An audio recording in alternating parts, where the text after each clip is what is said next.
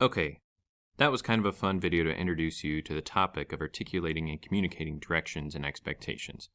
Our objectives today will be to discuss body language, nonverbal listening, tone of voice, listening, asking open-ended questions, and trust. We're going to discuss these topics and how important they are in effective communication when collaborating with others. Have you ever been in a meeting or at a party where you really didn't believe what someone was saying? Did you feel as though something was not right or that something could not sound true?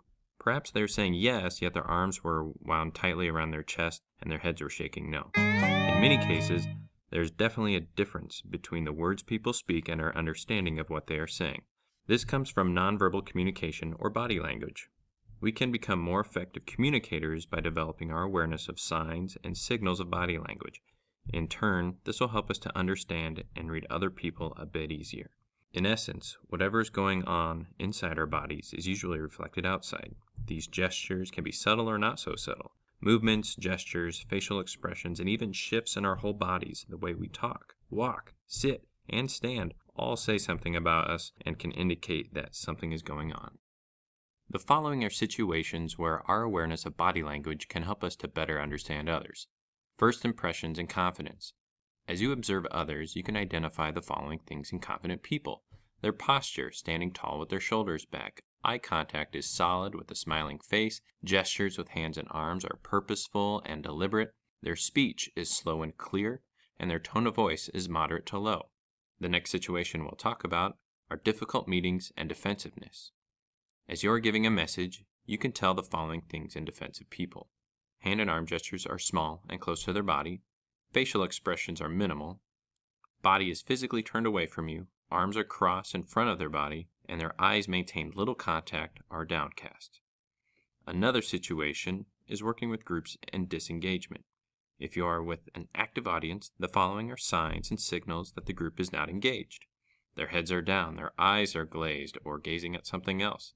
Hands may be picking at clothes or fiddling with pens. People may be writing or doodling. They may be sitting slumped in their chairs. Another unfortunate situation is lying. If you notice some of the following nonverbal signs of lying, don't jump to conclusions because some of these signals can be confused with the appearance of nervousness. Eyes maintain little or no eye contact, or there may be rapid eye movements with their pupils constricted. Hand or fingers are in front of their mouth when speaking. Their body is physically turned away from you, or there are unusual or unnatural body gestures. Their breathing rate increases. Their complexion changes, such as color, like they're red in the face or in the neck area. Perspiration increases. Their voice changes, such as change in pitch, stammering, throat clearing. You should use these signals to ask additional questions in more detail and to determine whether they're being truthful or not. Our final situation involves interviews and negotiations and reflections. During an interview, the following signs and signals show that a person is reflecting on their answers. Their eyes look away and return to engage contact only when answering. Finger stroking on the chin, hand to cheek, head tilted with eyes looking up. Now it's important to remember that one size does not fit all.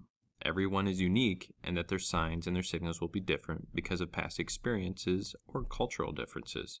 Therefore, it's extremely important to verify your interpretation of someone else's body language is correct. Additional questions and or getting to know the person may help. A few great ways to help your skills in reading body language is to engage in people watching. Observe and notice how they act and react to each other. You may never know for sure what's going on with them, but this observation will help you to understand signals of people you will interact with. All of these signs and signals add to the words used. However, it is extremely important to remember that everyone is unique and their unique body language may be affected by their cultures or nationalities. Therefore, verification and confirmation of the signals is essential. If what you're reading is difficult to understand, ask additional questions in order to get to know the individual better.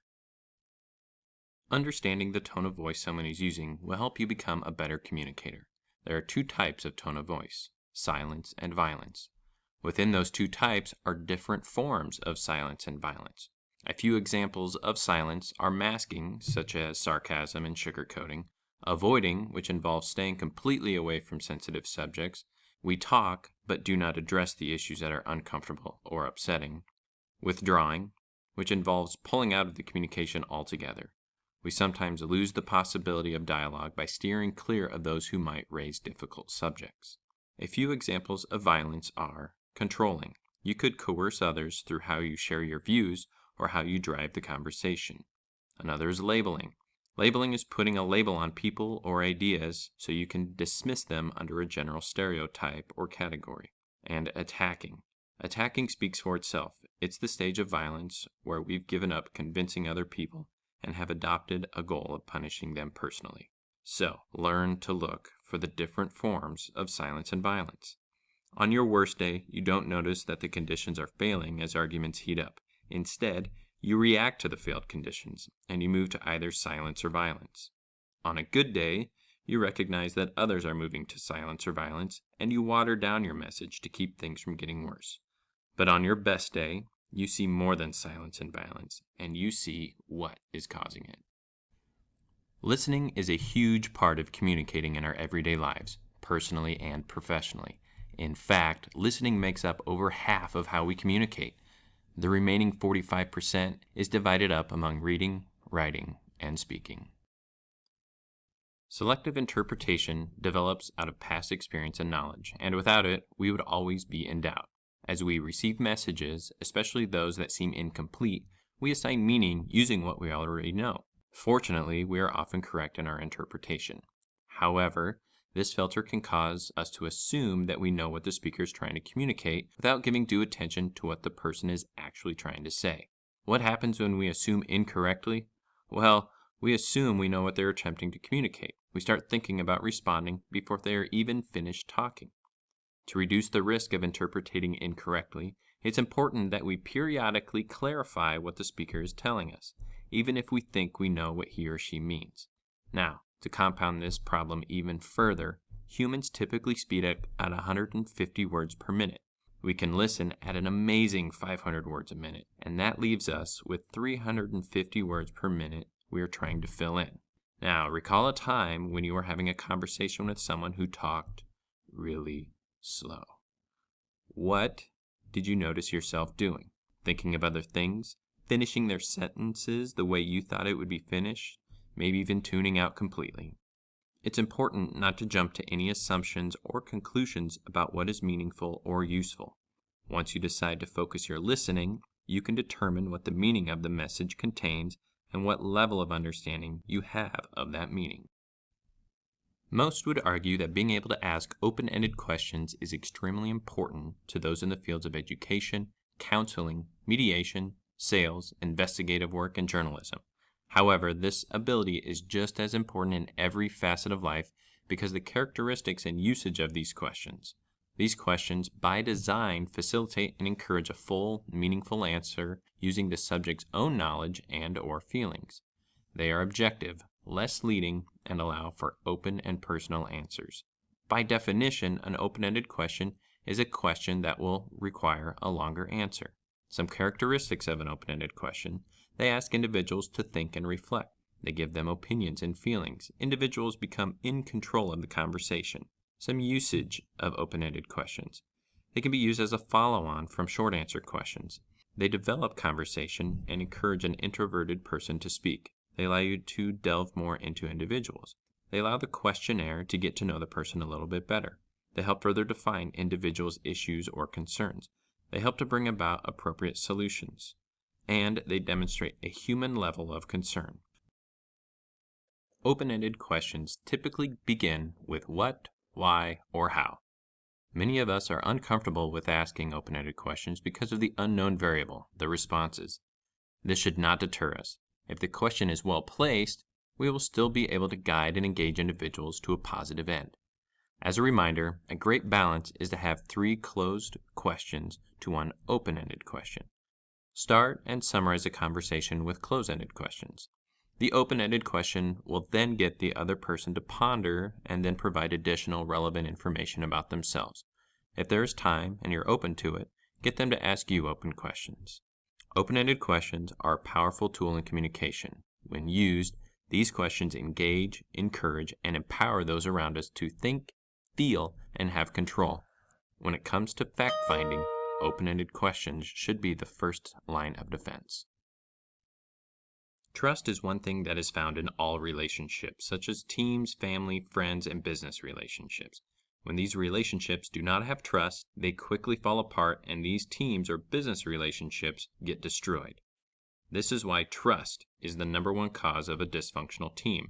If team members cannot trust one another to put their best foot forward or trust that the information they are receiving is correct, it can make meetings for these teams very counterproductive because everyone is second-guessing each other. It can also make simple directions the hardest thing to follow. If you do not trust the person giving you directions, then why would you follow the directions? You could think that your way is better and not follow directions at all because you do not trust the individual giving you the directions has the best credibility or the best way of doing the task. This is where trust equals confidence. If you trust your team leader has the team's best intentions and you trust that the leader is taking the team in the right direction, then the team has no problem following directions and team meetings become more productive. Teams that have high trust in one another also have higher understanding of one another's communication styles. If a team member says the wrong thing, the rest of the team still knows what the team member was trying to get at or what point they were trying to get across. When team members do not have this trust when communicating, it arouses suspicion and causes team members to misinterpret you more often. In Stephen Covey's book, The Speed of Trust, he breaks down how trust is formed into 5 waves, and he conveys it in a way that is easily understood. The first wave of trust is self-trust, and in this wave, it shows that in order to trust someone else, you must begin to exhibit behaviors that can allow others to trust you. This begins with integrity, or in other words, being honest with others. Building this integrity is done by making and keeping commitments to yourself and others, standing up for something you believe in, and being open to others who come to you with certain things. The second wave of trust is relationship trust. Relationship trust is done mostly through your actions. These actions include talking straight or clearly so others do not misunderstand you, demonstrating respect like fairness, kindness, love, and civility. The third way of trust is organizational trust. Organizational trust is hard to come by because most people in organizations think that people are always manipulating facts, withholding information, resisting new ideas, and covering up mistakes. The way to combat this is to have a transparent organization. A transparent organization doesn't hide any facts from any of their workers and really promotes a culture of trust from the CEO all the way down to the part-time workers. The fourth wave of trust is market trust. Market trust is all about branding. Whether you are branding an organization or branding yourself, it is the first thing people think of when they think about you or your organization. The fifth wave of trust is societal trust. Societal trust is all about contribution. What are you contributing that is helping others or helping your organization? People notice who contributes the most and who contributes the least. Using these 5 ways of trust can really increase the amount of trust others have in you or in your organization. Trust is key when communicating and articulating directions. And when trust is high, people are more able to follow and understand those directions. Let's take a look at the first video we watched, but this time, how simple communication helps in the outcome.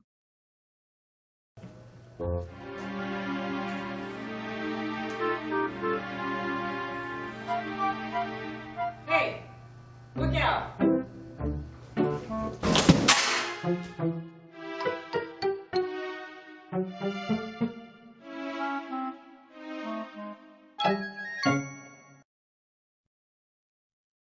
Sometimes, communication can be as simple as a sentence and a little bit of body language. Many times, it is more complicated than that. There are many things that need to take place in order for effective communication to happen. The first, understanding other people's body language. Another is reading nonverbal cues like a person's tone of voice. Asking open-ended questions. Using the phrase, "tell me more," will go a long ways when trying to communicate with someone. And finally, building trust. This is of the utmost importance because if they do not trust you, you will not work well together. In order to build that trust, you must get to know that person and show them that you really care about them. People don't care how much you know until they know how much you care. Trust is the foundation of communication and relationships, both personally and professionally. Thank you for taking the time to watch our video. We hope you found it beneficial and educational.